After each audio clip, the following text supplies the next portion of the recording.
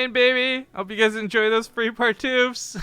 Welcome back to the random versus random tournament. All players are forced to play random, and there's no guarantee you're going to get your main race. But one of these two guys did. Spawning in the bottom right, sadly it wasn't him. It's the yellow Protoss, normally Terran, Beastyqt. In the top left, as the lucky son of a gun, he is the red Zerg Serral. Although maybe not that lucky, because apparently he is, again, Grandmaster with most races, so question would be, would this be better or worse for him? Obviously, Zerg is his best case scenario, but how much worse is it if he gets Terran? Like, he's still probably pretty good. Better than Beastyqt's Protoss? Maybe. That's the question mark, yeah. Rip, because he recognizes right away. Now, here's the nice thing. It is a best of 5, not a best of 3. We talked about this earlier, but I really want to drive this in now. We flipped coins for each round, guys. This is the round of 8. This is a best of 5. The semifinals are only a best of 3, and then the grand finals are best of 5 again. But I guess at this point, the other thing to note, 3rd and 4th place are going to get $50 in this tournament. So whoever wins this best of 5 has guaranteed themselves at least $50 today. Nice. That is actually a really nice amount for 3rd and 4th. He literally only pays $10 to those losers. Just kidding, don't hate me.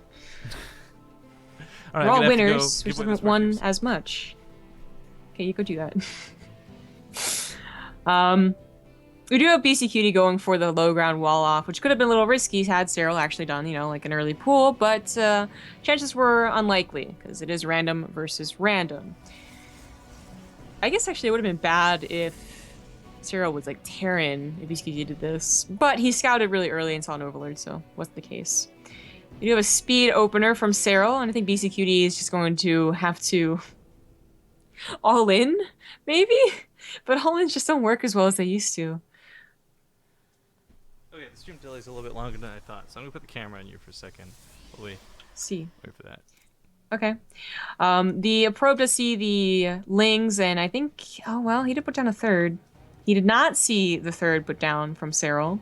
So in his mind, it could very well still be like a Ling drop, which has been very scary. Like certainly Beastyqt, if he even doesn't play Protoss, I'm sure he's seen enough games and recognized from, just chatting other people up that like Protoss are having trouble right now versus Zerg all-ins and cheeses of any site, any type. The Roach Ravager, just Roaches, even like, a bunch of Lurkers, rushing to Lurkers can be really difficult.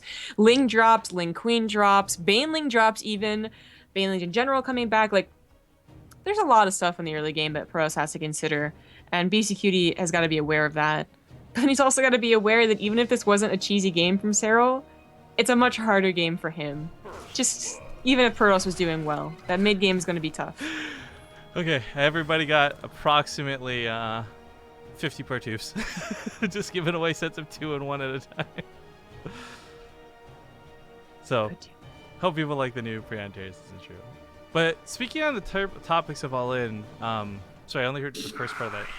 I am wondering though, like, Zerg all-ins are really hard to hold right now, to the point where they're actually looking at balancing Roach Ravager, right? So, would that be a good choice to make just against somebody who, well, frankly, this is not their main race? Yeah.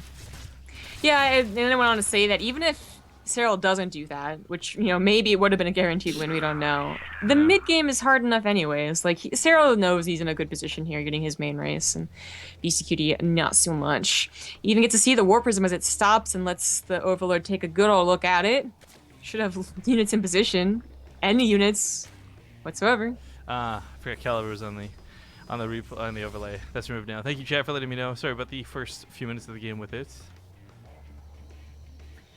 The Lings took the time to get back here as they were roaming around the map. Beastyqt didn't bother warping in, so I think he was a little bit preoccupied with the Adepts and realizing that, like, okay, this has been spotted. I started to stop several times. Just straight warping in was going to be weird and awkward.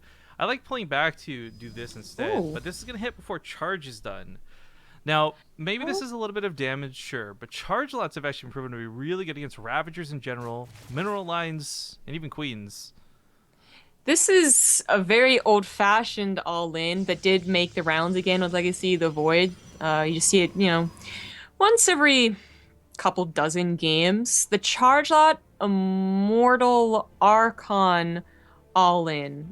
That's a mouthful, but all of those units are beefy. They do a lot of damage when you actually allow them to connect to you. Obviously, Yeah. the charges are always going to get a connection of some type, and it's going to be difficult with pure Roach. Ravager makes it obviously better, but Hydras would be best, something to actually tear down those units quick enough.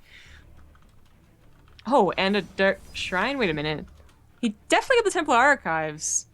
Yeah, he did. It's in the back of the base. What? The Huh. Dark Shrine, I don't think it's a bad choice because it could be a mineral gas balance later too, but it also might just be that cheesy effect. Quick shout outs, by the way, to 222. Like, this doesn't happen often. 222-month resubs. DJ Crispier and Caligor, thank you guys so Hey. much. Now, this army, unfortunately, is a little more roach heavy than I think BC was expecting. He can't outrun This this. I'm not isn't- sure why he's trying to. Maybe just take the fight and trade out best you can? It was, will it was distract and. Ooh, big warp into the main, though. okay. That's gonna go a lot better, but it was so awkward for Beastyqt to take that fight off to the left, anyways. Like he made no Archons, his Immortal wasn't ready. That was It's funny you bring up this old school style of doing this with the force fields. The downside, though, is Ravagers can break this now with a Corrosive Bile. He also doesn't have enough force fields to do this forever, unless he wants to warp in a little bit more, and he's going to need all the warp ins back at home. Yeah, he could try and get the Curse of Biles down on that for Mothership Core too, but he's going to save him for the army as they get trapped in the top of the ramp. And while Beastyqt is doing damage to the main, can he hold? Actually, with the Frozen Overcharge, I think he can. Serral might just want to back off here. The Immortal Kills falls, Immortal. then that's going to make it a lot harder to deal with. The main base is taking a considerable amount of damage. Killed all the drones, Queens went down, but the base itself isn't dying. And of course, BC now realizing the importance of those Corrosive Biles. He'll get the spawning pool? Maybe? Constellation Prize? No. Not even. You know what, back at home, looks like the French Oh, boy. base got broken. DT's coming in defensively, but there is an Overseer.